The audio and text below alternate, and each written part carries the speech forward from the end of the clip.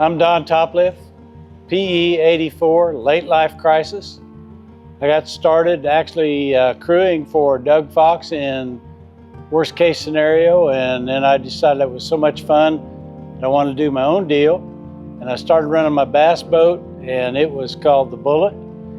And it was not exactly what I wanted because it was very inconsistent.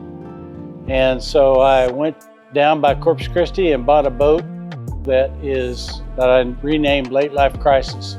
And here I am.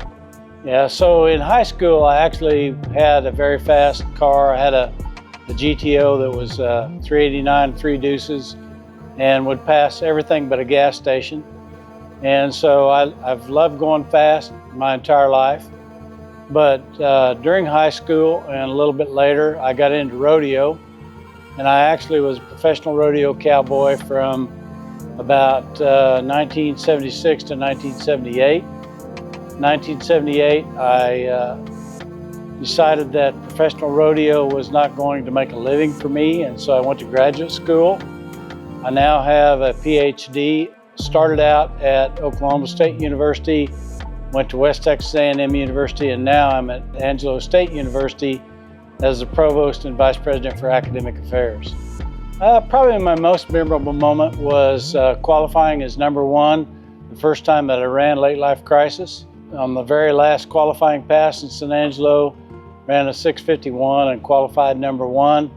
The unfortunate part is that we broke a line on the CO2 and weren't able to compete in the eliminations very successfully. So it was a great deal from the standpoint of being able to get a license and qualify #1.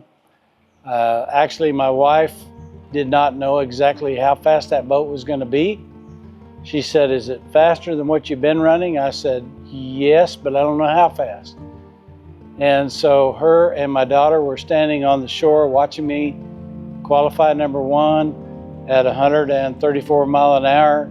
When I got back to the pit, she said, "Really? 134 mile an hour?" And of course I said, "Is that how fast I went?" We are the San Angelo Mafia, without a doubt. I mean, when you talk about Steve Walls, Jason Goddard, Doug Fox, Sean Goodnight, myself, I mean, we are the San Angelo Mafia. And what I mean by that is that we help each other out. Doug Fox has been, his race shop and my shop are about 3/10 of a mile apart. And we work on each other's boats all the time. Sean Goodnight comes out, we help him. Jason Goddard, I mean, Jason works on my stuff all the time. If I need something welded up, I take it to Jason because, you know, Fastline Fabrication is a world-renowned welding shop, and if it can be welded, I'm telling you, Jason can weld it everything except the crack of dawn, and I'm pretty sure he could probably braze that. Shout outs to my wife and to my daughter. My wife lets me do this goofy stuff.